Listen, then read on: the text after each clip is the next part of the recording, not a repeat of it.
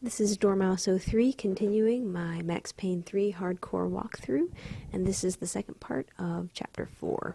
There were wrecks all around, and not the kind you fix up. So, as I was saying in the video previous to this, that was really bad grammar. As I was saying in the previous video, this chapter really isn't that bad. Even on hardcore, it's not that bad, and mostly because you have pretty good cover for the majority of the section. There is one part coming up here that is, or can be a little bit tricky, but for the most part, this is your standard stuff. Trying to get angles on guys, trying to creep out, trying to play tentatively, and there's not a whole lot to it. So I was talking in the last video, I had said that I wasn't going to talk about New York Minute Mode, and then I went on a really long tangent where I talked about it a lot. So what I had wanted to do in that video was talk a little bit about multiplayer, and so I will do that now. So I've tried out a little bit of the multiplayer, although I'm more of a single-player type person, except on certain games. There are certain games that I really enjoy the multiplayer on, and we'll play those. And I especially like co-op stuff. So I have read that there is some DLC coming out for this that is a co-op New York Minute Mode, which sounds like it could be really fun. Or it could be, you know, a friendship ruiner, depending on how they make that. So I'm interested to see on how that can be, because there are some co-ops that are super fun to do, and there are some that just they will ruin you. They will ruin a friendship with someone. And what comes to mind? Oh God, I'm thinking Portal 2 could have been tricky for some friendships if the other person just wasn't doing what you wanted them to do, or they weren't figuring things out well enough, or you know, you were telling them to do something one way and they just were failing at it.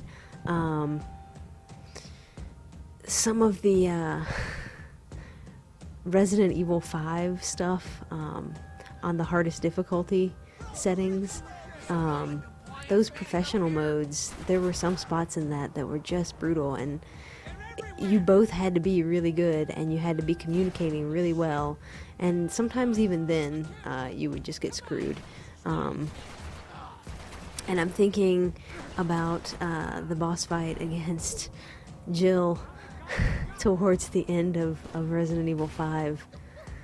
Lord help your friendship on that. You've gotta have some good mojo going on, or that could just destroy some people. Another game that I played with a good friend, and we actually stopped playing it because he was like, I can't do this with you, was the original Splosion Man. Because there was this one section where I accidentally flew forward and went into the end of the level, and we had been trying to get a piece of cake, and we missed the cake because I screwed that up, and he was like, I'm done. I can't do this with you. It's too nerve-wracking. So, you know, so co-op for New York Minute Mode could be like that, or it could be really, really fun. And I guess we'll just have to see how it turns out. But I was going to talk about the multiplayer, and I find that I went on another tangent. So I apologize for that. I sometimes can get caught up in talking about something. But anyway, I checked out the multiplayer modes that are available now, and they seem to work okay. Like I said, I'm not the hugest fan of multiplayer in some of these games. I prefer a good single player story. or co-op. But the deathmatch and team deathmatch are exactly, you know, what you'd expect. There is a cool mode called I'm blanking on it, Painkiller or Pain Bringer or Pain something, which I'm gonna pause talking about right now, because this section is the one section of this level that can be kind of bullshit, because you're behind this little cover and guys like to rush you a lot, and especially over to your right hand side, so really watch that right hand flank, because they will move around there quickly and they will tear you to pieces. But use the environmental stuff, the canister that I blew up at the beginning and the car that I dropped down on that guy, to help you take out some people.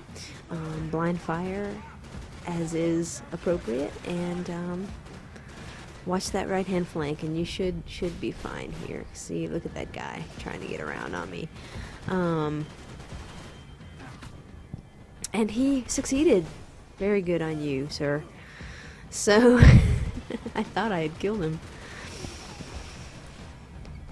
So anyway, the multiplayer modes, the Painkiller or Pain something, where you start off and I think whoever gets the first kill, or maybe it's just randomly chosen, I only played it once so I'm not an expert, is they become Max Payne. So someone is Max at the beginning and someone is Passos, and if you kill Max or Passos you become them, and then everybody else is trying to kill you, and your weapons do more damage, you get more health. I think you get some painkillers that you can take, and so that mode was pretty interesting, but the one I liked the most was the gang wars, and I like having objectives in games like this, in the multiplayer modes, because it makes it more interesting than kill dudes. And there was a cut that was kind of awkward, which was where the part where I had gone over to the left to try to shoot people, and I ended up shooting Passos in the back of the head. So I decided to stay away from him this time.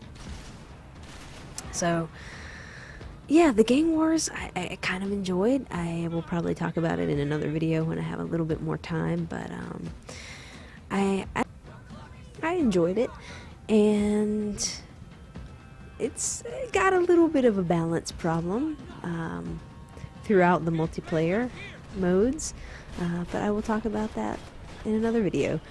So this is the end of this chapter. Thanks for watching. See you in chapter 5.